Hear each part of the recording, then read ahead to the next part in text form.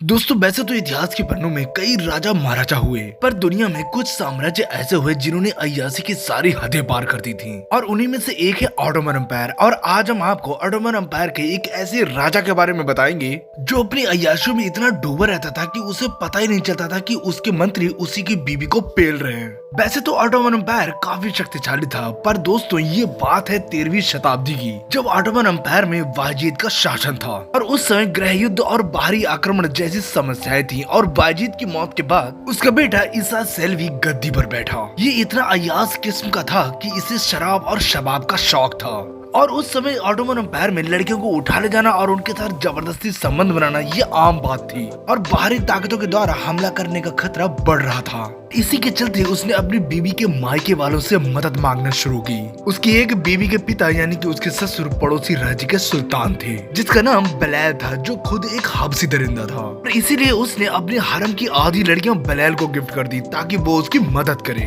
उसने मदद के रूप में अपने बेटे को सेना के साथ भेज दिया और सेल्वी ने बलैल के बेटे यानी अपने साले को गवर्नर बना दिया। और जैसे जैसे उसकी सारी समस्याएं खत्म हो रही थी, वैसे ही वो अपनी सारी जिम्मेदारी अपने साले पर छोड़ रहा था और कॉन्स्टेंटिनोपल के महल में जाकर वो अपनी अय्याशियों में लिप्त हो गया।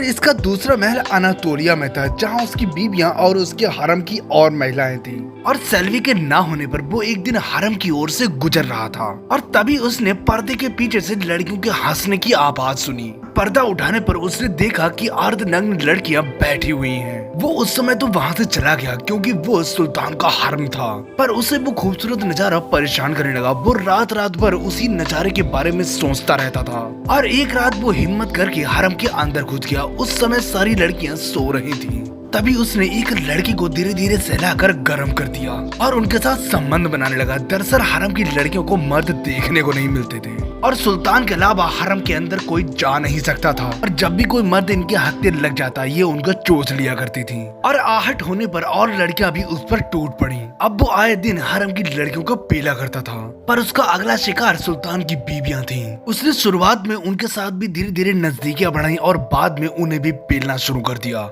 इसकी इन हरकतों की भनक सेल्वी को भी लग गई। सेल्वी ने तुरंत इसे अपने गवर्नर पद से हटाया और उसको मारने का आदेश दे दिया, पर वो मौका पाकर महल से भागकर अपने पिता बलैल के पास पहुंच गया। और इतना सब हो जाने के बाद इस सुल्तान की आंखें खुली। वैसे दोस्तों, आपको ऑटोमन एम्पायर के इन अय्याश राजाओं की ये कहानी अच्छी लगी हो तो प्लीज सब्सक्राइब करें, क्योंकि हम ऐसे ही रियल और इंटरेस्टिंग वीडियो लाते रहते हैं।